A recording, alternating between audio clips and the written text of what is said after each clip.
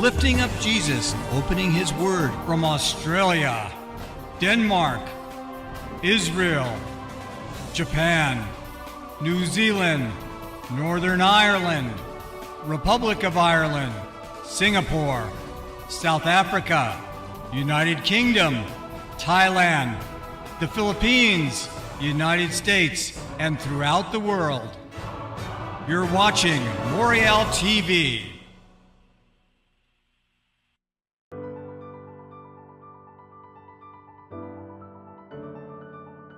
This dig season, I traveled to 5 different biblical sites within the borders of ancient Israel to ask archaeologists a simple question.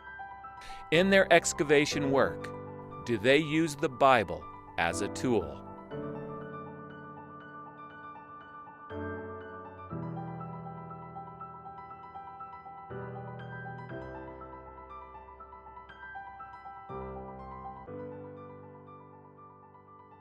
The first stop is the ancient city of Gezer to visit with dig director Dr. Stephen Ortiz. Do you use the Bible as a tool in your archaeology here at Gezer? Yes, we use the Bible as a tool.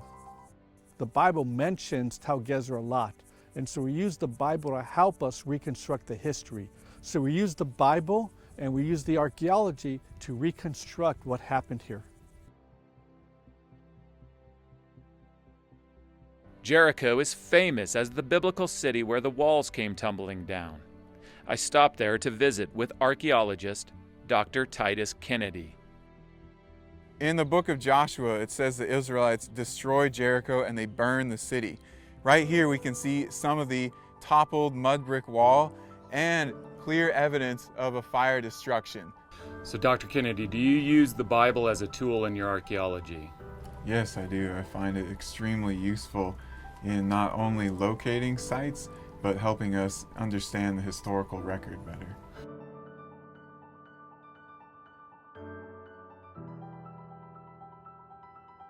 The largest ancient site in all the land of Israel is Hatzor,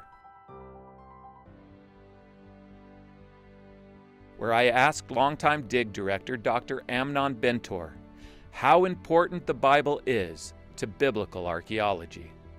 Taking away the Bible from archaeology in this part of the world between the 10th and the 6th century is depriving archaeology of its soul. You're left with nothing. You're left with a lot. You're left with walls, you're left with stratigraphy, you're left with finds, but the soul is missing.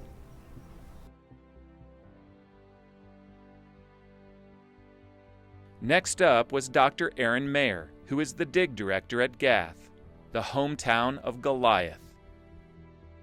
Do you use the Bible as a tool in your archaeology? The biblical text is an important source for learning about the ancient land of Israel in biblical times. Archaeologist Jeff Chadwick has served as an area supervisor at Gath for 15 years. Of course, we use the Bible to try and understand what happened here. If we didn't have these written records, we would have a lot harder time understanding what it is we find.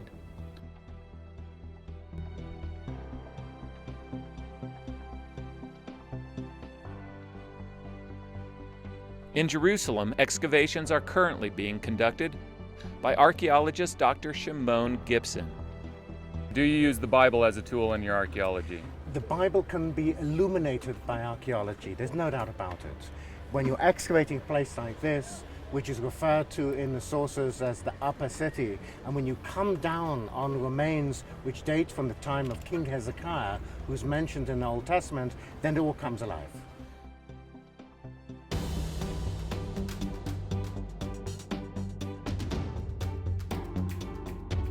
There is no question that the Bible is an important tool in archaeology. This is evident in the reality that archaeologists who excavate biblical places and periods, whether they are religious or secular, use the Bible as a tool in their archaeological work.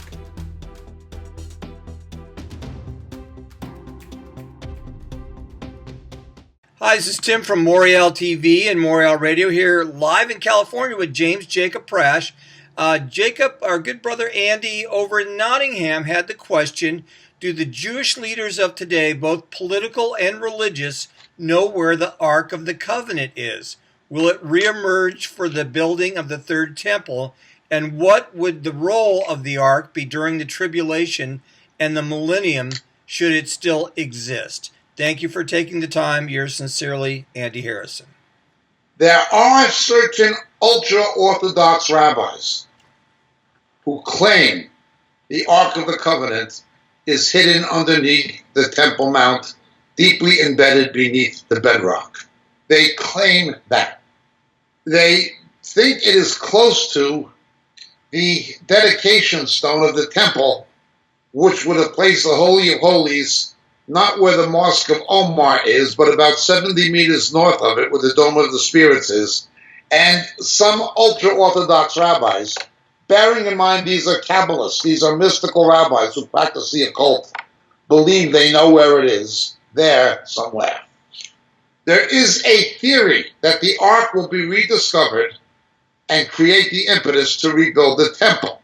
Because it is covered with gold, a hard wood covered with gold, and gold does not oxidize, that would be a preserving element in their thinking, which has some scientific merit, but over that period of time, although the gold might not oxidize, I think the acacia would not in some way have a decay of the carbon. Well, this is quite a question and quite an issue. Nonetheless, there is another view.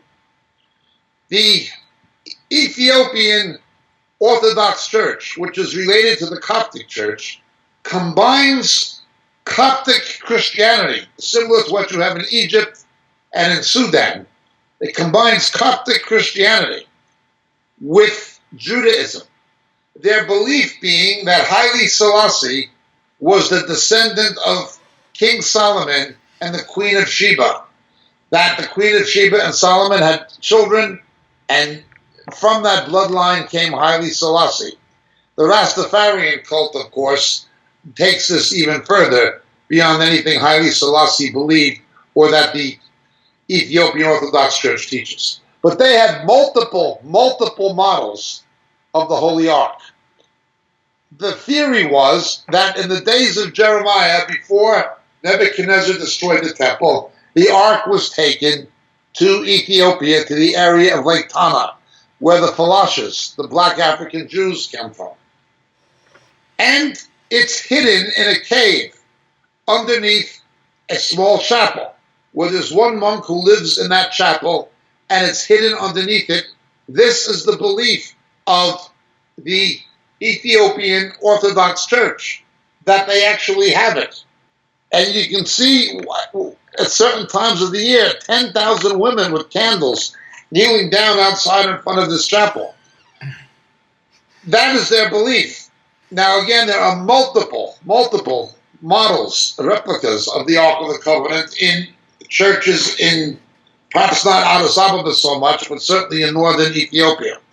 They are there around Lake Tana, and it is a belief of the Ethiopian Orthodox Church, which again is a combination of Coptic belief and Judaism. Now, what is proposed is there'll be an archaeological excavation of the area underneath that chapel. The true Ark will be recovered and taken to Israel. That is a belief that some people have had, but it is all highly speculative. Nobody knows where that Ark is. Now let me explain why in part. In the second temple, the Ark was not there. The Ark was not there. And one of the reasons in the days of Ezra and Nehemiah, the people who were old enough to remember the first temple, the Babylonians had destroyed, when they returned under the Persians 70 years later, in accordance with the prophecies of Jeremiah and Isaiah and so forth, when they came back, they didn't have the Ark inside the Holy of Holies. Yet there was a divine promise that the glory of the second temple would exceed the first. Well, how could that happen without the Ark? the divine presence was not there. The Shekinah would not come down. The ark was not there. The only way that that could happen was if the Messiah came and entered the second temple, and if he was God. If the Messiah came and he was God, that is the only way the glory of the second can eclipse that of the first. This also relates to the prophecies of Ezekiel chapter 44, verse 1 concerning the East Gate. We have a teaching on the East Gate available through our website. So it was not there. Now, the gold of the ark, a non-oxidizing metal, corresponds to the deity of Christ. The wood, which was carbon, corresponds to his humanity. He was not half God and half man. He was fully human and fully divine, the gold and the wood. The lid of the ark was the mercy seat. It corresponds to the throne of grace. It covers the law with the Torah tablets, the Decalogue inside of it, and then the Shekinah would come down. As God, Jesus can be omnipresent. He can be in heaven and on earth simultaneously. He can be in Australia, the United States, and Israel simultaneously.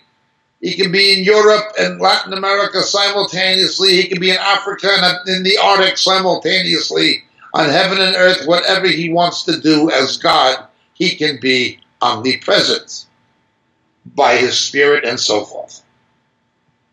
But once God became a man, once the kenosis took place, as taught in Philippians chapter 2, he came in the likeness of sinful flesh, even though he had no sin himself. He took ours. He was then limited to time and space as we are.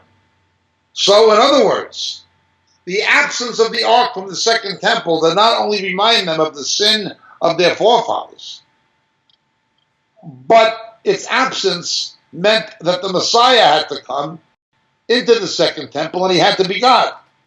Jesus, becoming God incarnate, he was always God, but he became incarnated.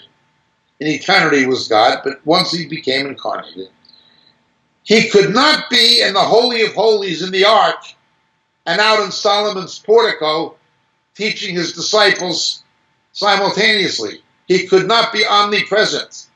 He could not be bilocational or multilocational or trilocational. He could not be in two places at once. Therefore, the ark could not be in the second temple. It could only be in the first, because Christ himself, God who became a man, would enter that temple. But once he became a man, he temporarily limits himself to the same restrictions we have and can only be in one place at one time. He could not be in the Holy of Holies and in Solomon's portico at the same time, concurrently doing two different things in two different locations simultaneously. Thus, the ark could not be there. It had to be removed. Where it went, we have no proof. We know what the mystical rabbis say. We know what certain persons in the Ethiopian Orthodox Church say. Archaeologists do not know. Do not know. Steven Spielberg made a fantasy movie concerning it. Raiders of the Lost Ark, of course. But nobody actually knows. That is where matters stand. Those are the theories. Those are the realities, both theological, archaeological, and historical. I hope this clarifies matters. Thank you for your question. My name is Jacob Prasch. God bless to all of our friends in Nottingham. Blessings, dear friends. Greetings in Jesus. This is your friend Jacob Prasch speaking to you at the moment from the UK. You know, so many of the questions we get in our Roku broadcast and on our Vimeo clips and on YouTube deal with subjects that we deal with much more extensively in our books. We can't, for the sake of brevity, go into the kind of depth in a TV broadcast we can actually go into in a book. But so many of the questions come from material that are expounded in the books on a much more broader scale that it's almost frustrating sometimes that we can't spend hours and hours answering the questions that are given to us. Obviously, practicality dictates that's not a possibility. The books are there. They're available. They're available in print through the Moriel catalog on the Moriel website, moriel.org. But in this day of Kindle and electronic books, they're also available through Amazon, and they're available through Kindle. The three books that would be the most referred to in the questions we receive are the three latest books. The first being The Dilemma of Laodicea. The Dilemma of Laodicea. It's an exposition of the seven churches in Revelation, culminating with the final two churches, Philadelphia and Laodicea particularly, setting the stage for the return of Jesus. The Dilemma of Laodicea would be the first. The second would be Shadows of the Beast. Shadows of the Beast. How the coming Antichrist, how his identity will be revealed to the faithful church. The rapture will not happen, absolutely not happen, until the faithful church knows who the ultimate beast of Revelation is. That is the Antichrist and also the false prophet.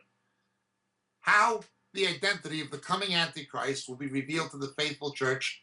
Shadows of the Beast, the second book. And the final and latest one, Harpazo. Harpazo. What the scripture actually teaches about the rapture, the snatching away which takes place between the sixth and seventh seals in the book of Revelation. So these three books, The Dilemma of Laodicea, Shadows of the Beast, and Harpazo, all available on the Moriel catalog, all available through Amazon, and all easily available electronically by Kindle. Thank you so much, dear friends. God bless. May Jesus be with you.